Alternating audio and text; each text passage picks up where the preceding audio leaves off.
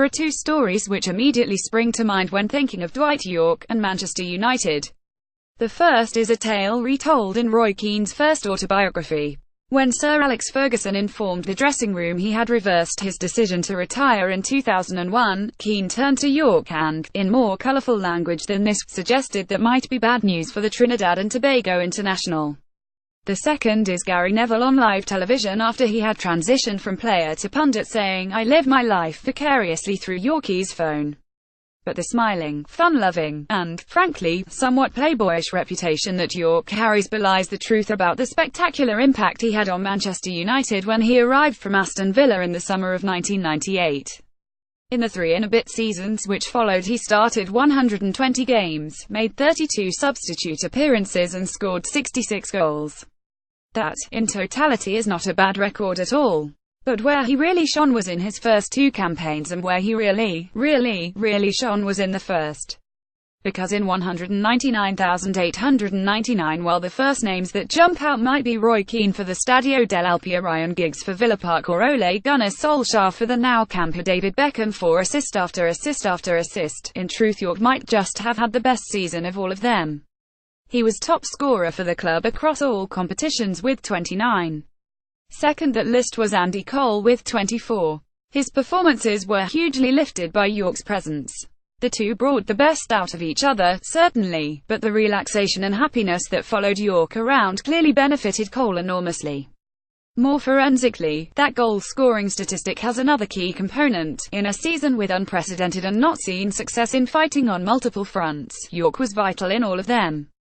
Not only was he the top scorer overall, but he was specifically top scorer in the league, the FA Cup and the Champions League. In all three of the competitions United won, he scored more goals than anyone else. The manner of the goals is worthy of mention too. He could be a poacher. His home debut saw him score a brace, both from either inside of or very close to the 6-yard box. The next two, including his first in Europe, were both similarly located. But there was much more to him than just that. The twisting run that led to his goal against Wimbledon, for example, or his rasping shot against Barcelona from outside of the area. And, of course, that game also featured a key example of just how he made Cole better, as the two of them linked beautifully.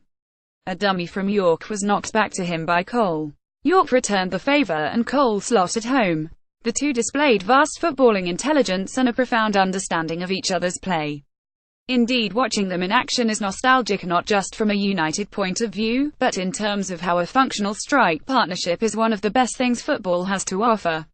The sooner a front two truly makes its way back into the footballing mainstream, the better.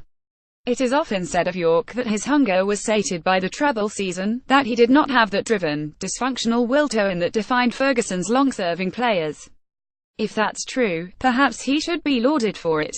There is something to be said for appreciating what you have already done, rather than constantly striving for the next hit of endorphins that comes from success, or being so terrified of failure you have to prove yourself over and over. In United's best ever season, Dwight Yorke might just have been the best player.